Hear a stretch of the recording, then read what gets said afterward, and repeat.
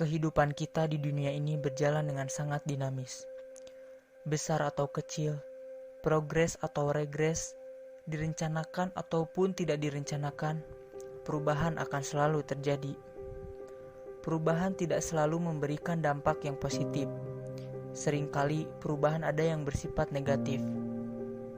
Kekerasan terhadap perempuan. Dalam kurun waktu 3 tahun terakhir, angka kekerasan terhadap perempuan selalu meningkat. Terdapat 348.446 kasus pada tahun 2017, 406.178 kasus pada tahun 2018, dan 431.471 kasus pada tahun 2019. Di satu sisi, peningkatan ini menunjukkan tingkat kesadaran masyarakat untuk melaporkan kasus kekerasan terhadap perempuan yang mulai meningkat.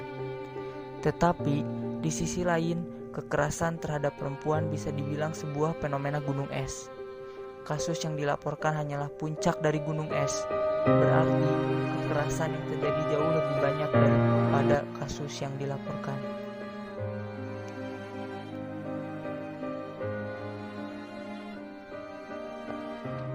Lalu, sebenarnya apa yang dimaksud dengan kekerasan terhadap perempuan? Kekerasan terhadap perempuan yaitu setiap tindakan berdasarkan pembedaan jenis kelamin yang berakibat atau mungkin berakibat kesengsaraan atau penderitaan perempuan secara fisik, seksual, atau psikologis, termasuk ancaman perbuatan tertentu, pemaksaan atau perampasan kemerdekaan secara sewenang-wenang, baik yang terjadi di depan umum maupun dalam kehidupan pribadi. Seperti yang telah disebutkan dalam pengertian, kekerasan terhadap perempuan bisa terjadi baik di ranah domestik ataupun di ranah komunitas. Tapi, apa sih yang dimaksud sama kekerasan dalam ranah domestik dan ranah komunitas? Kekerasan domestik banyak terjadi dalam hubungan relasi personal di mana pelaku adalah orang yang dikenal baik dan dekat oleh korban. Misalnya, tindak kekerasan yang dilakukan suami terhadap istri, ayah terhadap anak, paman terhadap keponakan, dan kakek terhadap cucu. Kekerasan ini dapat juga muncul dalam hubungan pacaran atau dialami oleh orang yang bekerja membantu kerja-kerja rumah tangga dan menetap dalam rumah tangga tersebut. Kekerasan dalam komunitas meliputi antara lain kekerasan yang terjadi di tempat kerja, misalnya perlakuan diskriminatif terhadap perempuan, pemutusan hubungan kerja secara sewenang-wenang, pelecehan seksual, atau bentuk-bentuk eksploitasi dan kesewenangan lainnya, atau kekerasan di tempat umum, misalnya pelecehan seksual terhadap perempuan di jalan atau pasar. Selain kekerasan dalam ranah domestik dan ranah publik, ada juga yang disebut dengan kekerasan yang dilakukan oleh negara. Seperti apa bentuk kekerasan yang dilakukan oleh negara? Kekerasan yang dilakukan oleh negara antara lain muncul dalam bentuk pembuatan peraturan perundangan dan atau kebijakan yang tidak berpihak pada kebutuhan perempuan, khususnya perempuan korban kekerasan. Hal ini secara langsung berpengaruh pada perilaku aparat penegak hukum dan budaya penegak hukum. Berdasarkan data dari Komnas Perempuan, 25% kekerasan terhadap perempuan terjadi di ranah komunitas dan 75% terjadi di ranah domestik. Tak ada tempat yang benar-benar aman bagi perempuan. Bahkan berdiam diri di rumah pun tak menjamin seorang perempuan terhindar dari kekerasan. Kekerasan terhadap perempuan dikategorikan ke dalam beberapa bentuk.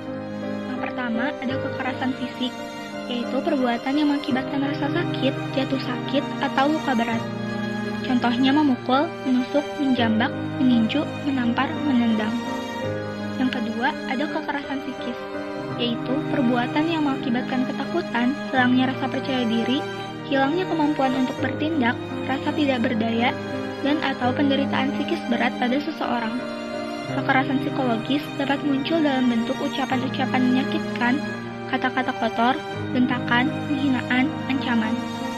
Yang ketiga, kekerasan seksual, yaitu setiap perbuatan merendahkan, menghina, menyerang, dan atau perbuatan lainnya terhadap tubuh, hasrat seksual seseorang, dan atau fungsi reproduksi secara paksa bertentangan dengan kehendak seseorang yang menyebabkan seseorang itu tidak mampu memberikan persetujuan dalam keadaan bebas karena ketimpangan relasi kuasa dan atau relasi gender yang berakibat atau dapat berakibat penderitaan atau kesengsaraan secara fisik, psikis, seksual, kerugian secara ekonomi, sosial, budaya, dan atau politik.